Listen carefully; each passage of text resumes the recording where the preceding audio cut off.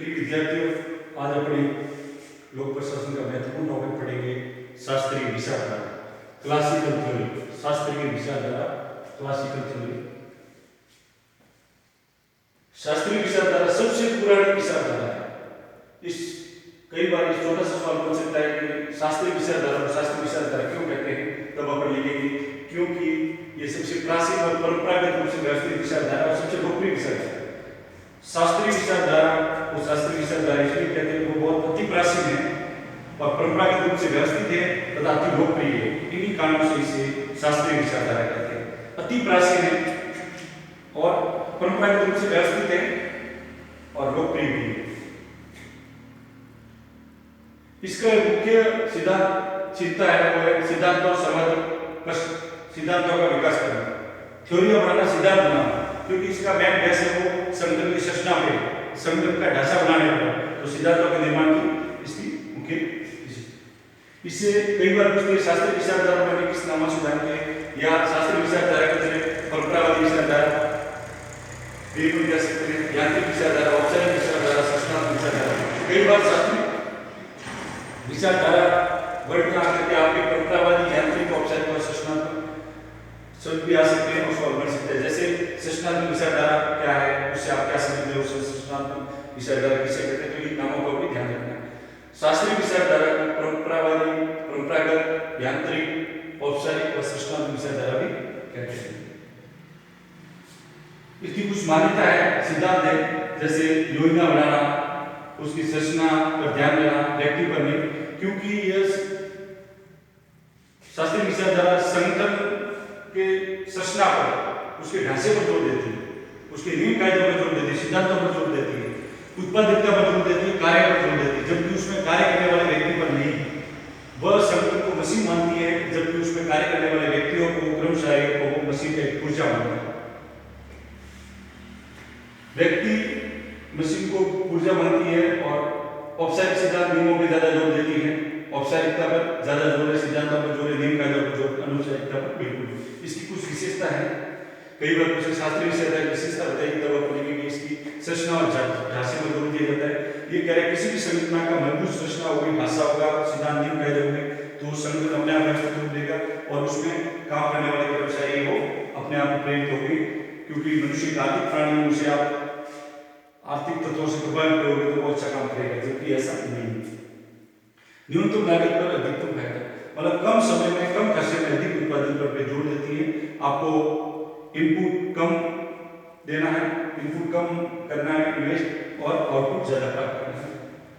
आर्थिक मानव मनुष्य को आर्थिक मानव मानती है कि भाई जब आप उसको लोभ दोगे, उसे जब पैसे दोगे, वित्तीय फायदे पहुंचाओगे, तो व्यक्ति प्रभावित होकर काम करेगा, क्योंकि वो संगठन के अंदर निश्चित संरचना ढांचे में बंधा रहता है और सिद्धांत के अनुसार काम करेगा।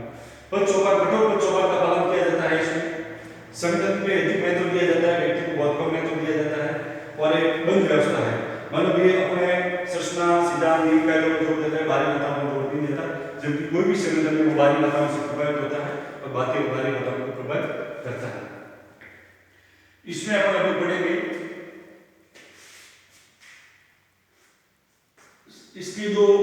इसके महत्वपूर्ण थिंकर है, विद्वान है, उर्विक है, गुलिक है, मुन्ने है।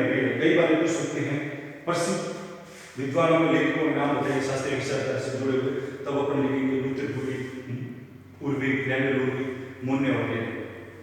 अब बात करेंगे गुलिक और उर्विक के योगदान की। तो लूथर, गुलिक ने संगठन के 10 सिद्धांत दिए, 10 सिद्धांत। कई बार छोटा सवाल पूछता है लूथर, गुलिक, इसी वाला वर्ड याद रखना है कि याद नहीं रहेगा, कंफ्यूज हो जाएगा। तो गुलिक ने 10 सिद्धांत दिए और उर्विक ने 8 सिद्धांत दिए। गुलिक 10, उर्विक 8। उर्विक ने बाद में और सिद्धांतों को मिला करके 29 सिद्धांत दिए। तो सबसे पहले पूछता है कि गुलिक ने 10 सिद्धांत दिए और उन सिद्धांतों में सबसे महत्वपूर्ण पहला सिद्धांत है कार्य विभाजन या विशिष्टीकरण। वो ये कहता है किसी भी संगठन में योग्य व्यक्ति को आप काम पे लगाओगे और वो बार बार उस काम को करता रहेगा तो उस काम में वो दक्ष होगा। जैसे कि अपने स्कूल और कॉलेजों में व्यवस्था की जाती है कि संबंधित सब्जेक्ट के एक्सपर्ट पढ़ाते हैं, public health, geography, history, political, तो जिस सब्जेक्ट का वो लेक्चर होगा या प्रोफेसर होगा वो उस सब्जेक्ट को पढ़ाएगा बार बार, तो उसमें वो पारंगत होगा। इसलिए सबसे महत्वपूर्ण सिद्धांत है कार्य विभाजन विशिष्टीकरण कई बार पूछ सकते हैं कि लूथर गुलिक ने जो 10 सिद्धांत दिए हैं उसमें सबसे महत्वपूर्ण सिद्धांत कौन सा है और क्यों? तो अपन लिखेंगे कार्य विभाजन या विशिष्टीकरण महत्वपूर्ण सिद्धांत है, क्योंकि लूथर गुलिक मानते हैं कि संगठन में उस व्यक्ति को आप योग्यता के अनुसार काम दोगे और वो व्यक्ति बार बार उस काम को करेगा तो उस काम में पारंगत होगा। इसको दूसरा सिद्धांत है संगठन के आधार। ये भी एक महत्वपूर्ण सिद्धांत है। किसी भी संगठन के लूथर गुलिक ने 4 आधार बताए, जिसे 4Ps कहा जाता है। 4Ps संगठन के आधार। ये इंपॉर्टेंट कई बार सवाल बनता है। 4Ps क्या है या लूथर गुलिक ने संगठन के 4 आधार बताए हैं, उनको बताइए संगठन के कितने आधार बताए। तब अपन लिखेंगे लूथर गुलिक ने संगठन के 4 आधार बताए हैं, जिसे 4Ps कहा जाता है। 4Ps LFP का मतलब है प्लानिंग। किसी भी योजना के तहत संगठन का निर्माण होगा। प्लान प्रोसेस प्रक्रिया के तहत होगा। प्लेस और पर्सन,